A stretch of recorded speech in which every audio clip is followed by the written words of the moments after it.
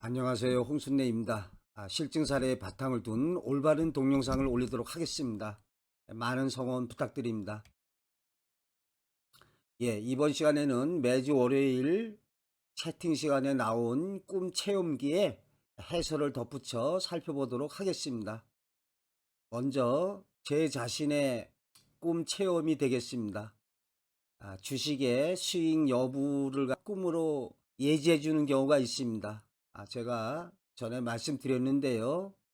팔뚝에 날카로운 칼날에 세 군데를 베이는 꿈을 꿨습니다. 그리고 나서 주식을 샀다가 세 번에 걸쳐서 손실을 보면서 매도하는 일로 실현됐습니다. 꿈에서 신체의 표상이 온전한 것이 좋겠습니다. 이렇게 팔뚝이 칼날에 베었다는 것은 안 좋은 꿈이 되겠습니다. 재물의 손실로 실현될 수도 있고 신체에 손상이 가는 일로 실현될 수도 있습니다. 근데 또 얼마 전에는 이렇게 나뭇가지에 과일이 이렇게 주렁주렁 달려있는 것을 하나의 컷으로 보는 그런 꿈이었습니다. 그리고는 제가 좀 좋은 꿈 꿨다. 근데 제가 저 광명전기 하나 가지고 있는데 그게 뭐 휙 올라가 가지고 신고가를 찍고 그랬는데요. 그럼 뭐합니까? 이렇게 올라가실 때 팔았어야 되는데 그 사람이 그 과욕이 화를 부릅니다. 불교에서 우리 인간을 망치는 것으로 삼독을 들고 있습니다. 탐진치 해서 탐욕, 화내는 것, 그 다음에 어리석음. 우리 인간이 이 세 가지를 경계해야 된다. 그런데 주식하는 사람들이 조금 올라갈 때 그냥 매도하고 수익을 챙기면 되는데 그저 더 먹으려다가 망하는 거죠. 자, 제 사례는 아니고 채팅 시간에 나왔던 얘기인데요. 꿈에서 아주 그 귀한 그러한 그 품종의 강아지가 들어오려고 하는 것을 못 들어오게 막았답니다. 그러니까 이 강아지나 개도 비싼 거는 뭐 몇백만 원 하는 것도 있는 모양입니다. 그런데 이 강아지가 들어오려는 걸 어딜 들어와! 이런 꿈을 꿨는데 자신이 그 관심 가지고 지켜보던 종목을 매수를 하려고 했는데 그만 매수를 못했죠. 그 주식은 막 올라가고 닥쳤던 게 지붕 쳐다보는 격이 된 거죠. 그러니까 이때는 꿈에서 강아지를 들어오라고 했어야 되죠. 제가 누차 말씀드렸지만 크게 5가지 상징 그 표상에 어디에 들어가느냐. 사람의 상징이냐, 태몽 표상이냐, 재물이나 이권의 상징이냐, 그 다음에 일거리나 대상의 상징이냐, 사건, 사고로 등장됐느냐. 이때 이 강아지가 들어오는 걸 못 들어오게 막은 것은 재물이나 이권의 상징으로 등장된 경우라 하겠습니다. 그런데 처한 상황에 따라서 강아지 들어오려는 걸 막은 꿈이 임신이 뭐 안 됐다든지 임신했다가도 유산되는 일로 실현될 수가 있겠습니다. 자, 이때 강아지가 사건 사고의 상징으로는 어울리지 않죠. 강아지가 좀 귀여우니까. 그런데 예를 들어서 꿈에 검은 개가 위협적으로 내 팔을 물거나 뭐 다리를 물었다 이랬을 경우에 뭐 현실에서 어떠한 물린 부위가 다치게 되는 일로 실현될 수도 있고 아니면 처한 상황에 따라서 다른 사람으로부터 어떠한 소송 같은 것을 당해가지고 좀 곤욕을 치르는 일로 실현될 수가 있겠습니다. 태몽의 그 사례인데요. 할머니가 높은 수술가지에 이렇게 금줄이 쳐 있는 꿈을 꾸셨다 하셨습니다. 금알금자입니다. 금알금자. 집 앞이나 길 어귀에 이렇게 건너 질러서 매는 줄을 얘기하죠. 그래서 이 금줄 하면은 뭐 접근 금지, 여기 와서는 안 된다, 뭐 이런 의미가 있는데요. 이 수수까지에 금줄이 쳐 있다는 게 어떠한 그 소통이라고 할까요? 사람들과의 어떠한 그 뭐 교류, 좀 거부하는, 거절하는, 막는 그런 의미가 있다고 본다면 이분의 경우에 아직 결혼을 하지 못했다고 하는데요. 좀 관련이 있다고도 보여집니다. 왜냐면 이 금줄이라는 게 이러한 그 접근 금지, 차단, 어떠한 그러한 교류의 중단 의미가 있다고 볼 수도 있기 때문에 사례로 참고하시기 바랍니다. 죽음 예지 꿈에 관해서 꿈에 4, 50명의 남녀노소 사람들이 관을 갖다가 앞세우고 철길을 대각선으로 건너오고 있더랍니다. 그런데 꿈에서 집안 사람들이다, 뭐 이런 사실을 알게 되는 거죠. 그런데 얼굴은 잘 못 보던 얼굴. 그런데 꿈꾸고 나서 잠시 후에 큰아버지가 찾아와서 아버지를 일깨우면서 할머니 돌아가셨다.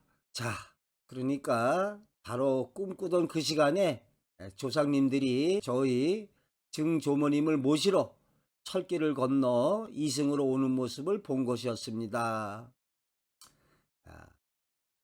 조상님들이니까 제가 모르는 얼굴이었을 것이고요.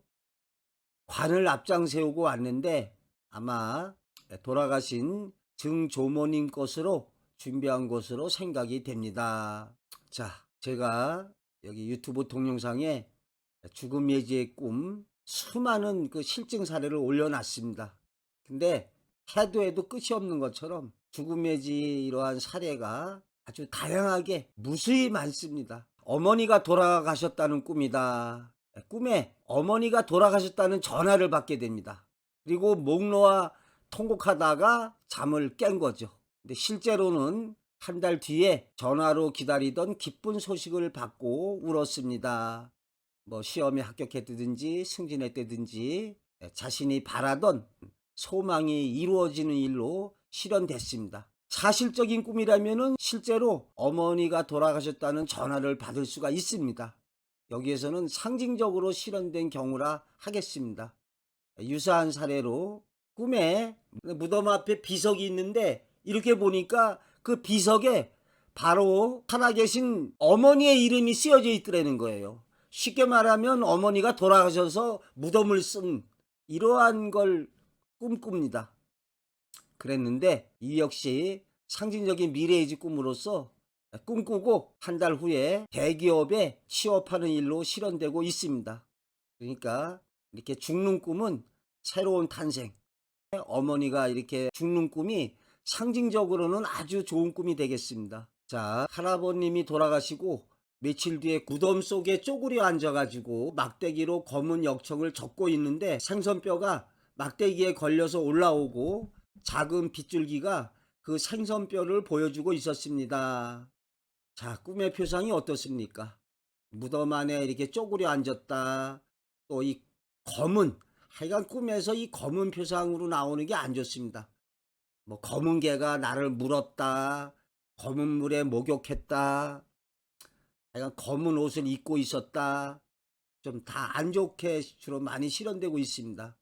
또 여기에 그 생선 뼈를 보여주고 있었다. 이것도 역시 안 좋게 보여집니다.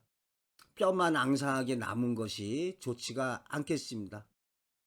그래서 이분의 생각에 조부님 무덤이 점액질 역청이 보이는 것은 수맥으로 인하여 흉당이라는 의미이겠지요. 무덤 묘자리가 좀 안 좋게 느껴진다. 그래서 그런지 그 후에 20년간 아주 험난한 생애를 살았다고 합니다. 꿈이 안 좋은 걸 알 수가 있습니다. 꿈이 반대가 아닙니다. 꿈의 표상이 밝고 아름답고 풍요롭고 이렇게 전개되는 게 좋겠습니다. 예를 들어서 둥근 보름달을 보는 꿈이 좋지, 그게 아주 금음달 또는 뭐 어두컴컴한 하늘이다 그러면 안 좋은 일로 실현될 수가 있겠습니다. 자, 박근혜 대통령의 탄핵 예지 꿈이다. 대통령 선거 운동할 때 꾼 꿈이랍니다. 꿈에 자신이 어떤 침대에서 자고 있는데 갑자기 그 박근혜 후보가 들어오셔가지고 그 침대가 그분 것인지 하고 놀라서 뻘떡 일어났다는 거예요. 그랬더니 그분께서 괜찮다, 내가 서류 가지러 왔다, 한참 있다가 올 것이다, 그러니까 편하게 자라 하고 사라지는 꿈을 꿨답니다. 이 꿈의 표상에서 이렇게 침대에 누워 있는 게 좋지가 않습니다. 뭐 병석에 눕게 되거나 침체 또는 뭐 정체, 이게 발전이 없는 거, 무기력한 거, 이런 것이 침대에 누워 있는 표상이 되겠습니다. 근데 이런 꿈을 꿨는데, 그래서 이제 그분이 대통령에 당선될 것을 예감하고 있었다, 뭐 이렇게 얘기를 합니다. 근데 이 서류 봉투를 들고 한참 있다가 오겠다 이렇게 말하고 나가셨는데, 본인 생각에 퇴임 후에 뭔 일이 생겨서 법적 문제가 생길 거라고 그런 예감을 좀 했다고 하죠. 그런데 임기 중에 탄핵을 받는 그런 일로 실현되는, 그래서 임기를 다 마치지 못하는, 하여간 이렇게 뭐 침대에 눕는다, 별로 좋지 않은 상징이라고 알아두시면 되겠습니다. 유사한 사례로 어느 네티즌이 쓴 것으로 알고 있습니다. 그 박근혜 대통령으로 재임하고 있을 때 그 네티즌이 꿈을 꿉니다. 근데 그 박근혜 대통령이 머리가 허연 백발이 돼서 감옥에 갇혀 있는 꿈을 꿔요. 그래서 제가 알기에 그분이 하도 이상해서 내가 이런 꿈을 꿨는데 이게 대체 뭔 일이냐? 그러니까 탄핵받기 거의 뭐 한 1년 훨씬 이전일 겁니다. 그랬는데 참 꿈의 예지대로 어떻게 반사실, 반상징으로 실현되고 있습니다. 참 꿈의 세계가 너무 신비합니다. 자, 재미난 사례네요. 어떤 분이 꿈에 백호랑이를 봤답니다. 즉 신호랑이를 봤는데 갑자기 계획 없이 어느 회사를 방문하게 됐답니다. 그런데 그 회사 정문에 백호랑이의 모형이 이렇게 딱 있더라는 거죠. 참 여기서는 좀 어찌 보면 좀 뜬금없는 좀 사소한 일로 실현된 거죠. 그런데 이 가임 여건에서 해몽으로 실현될 수가 있습니다. 이 백호랑이 보는 꿈으로, 또는 처녀인 경우에 백호랑이로 상징된 남성과의 어떤 연분을 맺을 수가 있겠습니다. 또 직장인인 경우에 백호랑이로 상징된 좀 능력 있는 상사, 좀 힘 있는 파워 있는 상사를 모시거나 그러한 상사하고 관련 맺는 일로 실현될 수 있겠습니다. 학생이라면 무서운 선생님을 만나게 되는 것도 가능하겠습니다. 이전에 TV에 호랑이 선생님 이런 거 나오지 않았습니까? 우스갯소리로 저희 고등학교 때 학생부장 선생님 별명이 무법자였습니다.